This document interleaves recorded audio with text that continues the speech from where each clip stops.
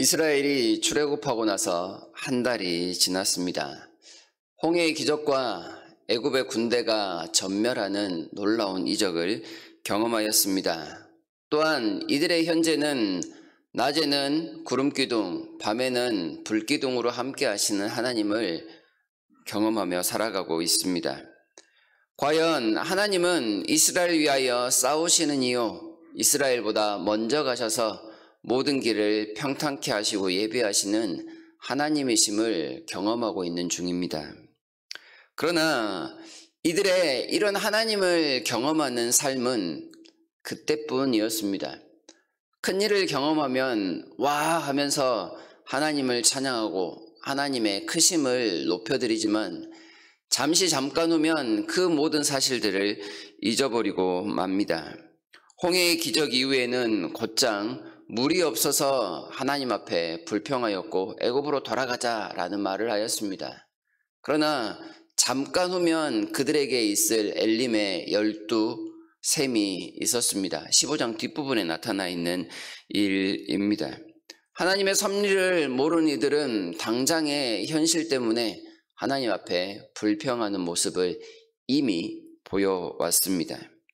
신광야에 도착한 이스라엘 사람들, 그들에게 이제는 양식이 문제입니다. 애굽에서 급하게 준비했던 양식이 다 바닥을 낸 모양입니다. 그러자 이들이 원망하기 시작합니다. 1절부터 12절까지 읽었는데요. 여기에서 원망하다라는 말이 무려 7번이나 나타납니다. 이스라엘이 얼마나 극심하게 하나님에 대해서 원망하였는지, 그리고 얼마나 많은 사람들이 이 원망함에 동참하고 있었는지를 간접적으로 드러내주고 있는 모습입니다. 이 원망하다라는 말은 불평하다, 투덜거리다라는 뜻인데요. 그저 하나님 왜 이러셨습니까? 이 정도 수준이 아니라 하나님을 향한 불만의 말들을 하루 종일 입에 달고 살았다 생각해 보시길 바랍니다. 사람들이 모여 있는데 웅성웅성합니다. 그런데 그런 웅성거림이 이런 내용입니다. 배고픈데 도대체 하나님 뭐 하시는 거야? 밥도 안 줄 거면서 우리를 왜 이곳까지로 인도하신 거야? 하나님이 그 크신 권능을 나타내면 뭐해? 오늘 우리는 배고파 죽게 생겼는데 하나님 정말 너무하시네. 다 먹자고 하는 일인데 먹을 것도 안 주시면서 지금 우리를 이렇게 고생시키시는 이유가 뭐야? 이런 말들을 사람들과 만나면 계속해서 지금 하고 있었다라는 사실입니다. 계속 사람들이 웅성거리는 그 말들 속에는 불평이 가득했습니다. 출애굽한 지 한 달이 되는 기념식을 마치 불평함으로 채우는 것처럼 사람들은 온갖 불평과 불만과 원망을 하나님을 향하여, 그리고 모세와 아론을 향하여 쏟아내고 있는 모습입니다. 3절을 보시게 되면 그들이 이렇게 이야기하죠. 차라리 애굽이 나았다. 그곳에서는 우리가 고기 가마 곁에 앉아 있었고 떡을 배불리 먹을 수 있었었다. 그런데 우리가 이 광야로 와서 온 회중이 다 같이 굶어 죽게 되었다. 이 말을 모세와 아론을 향하여 하고 있습니다. 도대체 노예 생활을 하던 이스라엘이 언제 고기를 먹고 떡을 배불렸는지 의구심이 들 정도의 그런 말입니다. 분명히 우리가 출애굽기를 통하여 살펴본 바는 그들이 고된 노역 때문에 밤낮 하나님 앞에 부르짖었던 그런 삶을 기억합니다. 그들이 고기와 떡으로 배불릴 시간적 여유가 그렇게 많지 않았습니다. 그럼에도 불구하고 죽는 게 차라리 사는 것보다 낫겠다, 이런 말들을 합니다. 홍해 앞에서 죽기 싫다고 아우성치며 하나님 앞에 불평했던 사람들이 이제는 말을 바꾸어서 하나님을 원망하는 쪽으로 모든 관심을 모으고 있습니다. 이러한 모든 불평은 하나님을 겨냥합니다. 강한 팔로 애굽의 모든 신들을 다 한꺼번에 무너뜨리셨던 하나님의 무능을 이야기하는 것처럼 그들은 하나님을 평가하는 유일한 기준으로 자신들의 먹는 것을 지금 제시하고 있습니다. 바다를 갈라서 길이 되게 하신 하나님, 불과 구름으로 현재 그들의 삶을 보호하고 계신 하나님을 눈에 보이는 자기들이 경험하고 있는 그 모든 가치가 아니라 먹는 것 딱 하나로 하나님에 대해서 평가합니다. 하나님, 먹을 것도 안 주시면서 이 광야에 저희들 무덤이라도 파놓으신 겁니까? 지금 이렇게 말하고 있는 것이지요. 하나님께서 간직하고 계신 엄청나게 많은 권능이 있는데, 우리에게 베풀 수 있는 무한한 가치와 선물이 있는데, 그들 눈에 보이는 것은 오직 먹는 것입니다. 먹는 것으로 하나님을 깎아내립니다. 먹는 것이 없으면 하나님도 없고 권능도 없고 필요도 없고 영생도 아무런 소용이 없습니다. 그들은 그저 먹을 것을 위해서 살아가는 사람입니다.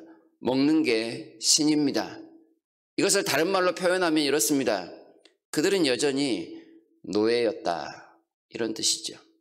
그냥 날마다 배고프지 않을 정도로 먹을 양식만 채워주면 무슨 일이건 하고야마는 그런 노예에 불과했습니다. 먹지 않으면 불평하고 먹으면 잠잠하고 그렇게 단순하게 살아가는 것에 익숙한 여전히 애굽의 노예, 먹는 것에 종된 사람들이었습니다. 이 땅에 살아가는 삶이 유일한 낙인, 그런 존재였던 것이지요. 그런데 참으로 놀라운 것은 이렇게 아직도 노예 근성을 버리지 못하고 있는 이 사람들을 향하여 하나님께서 먹을 것을 공급하신다는 점입니다. 물론 조건은 있습니다.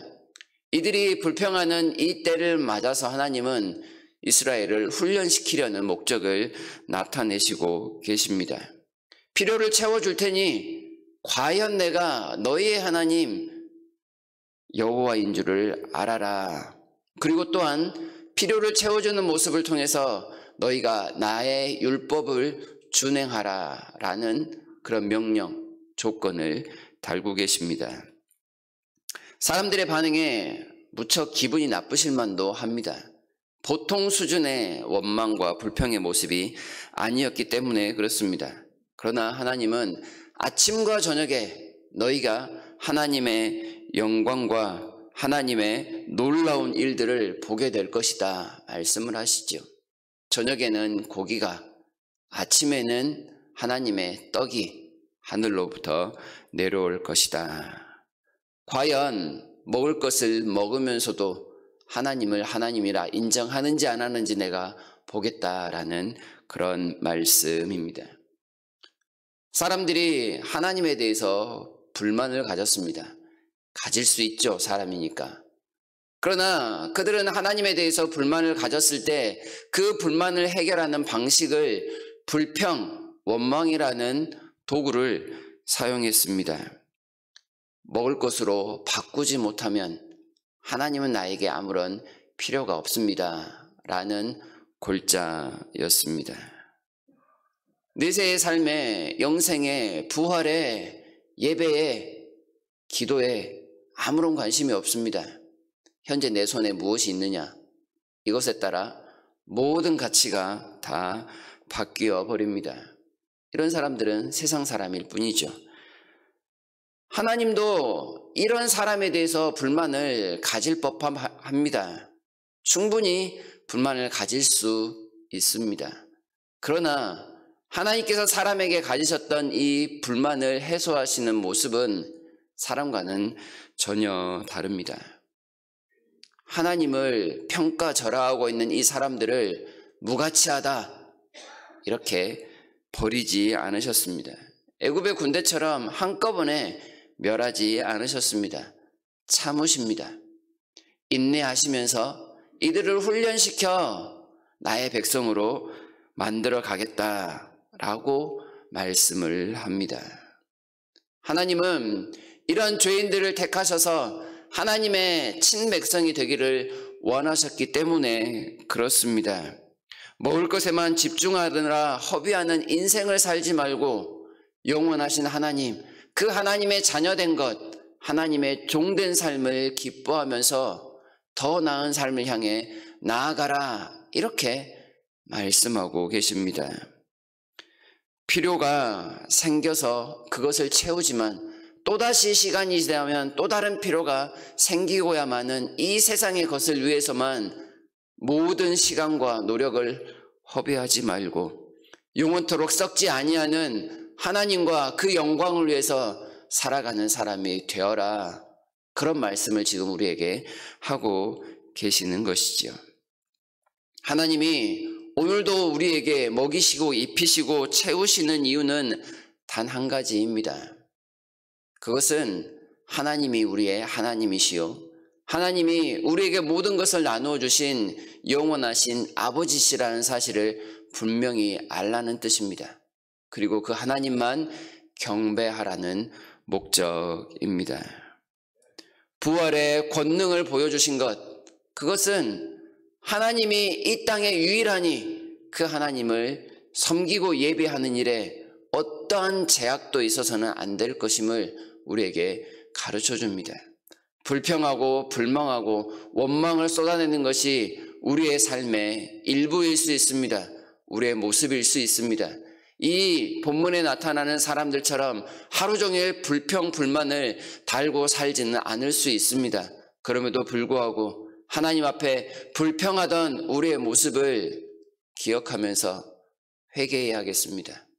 그리고 그 불만을 해소하는 모습은 불평과 원망이 아니라 크신 하나님을 바라보며 그 하나님 앞에 오히려 엎드리는 것, 그리하여 하나님 앞에 더 많은 가치와 능력과 은혜가 있음을 몸소 체험하는 것이라는 사실을 꼭 기억해야 하겠습니다.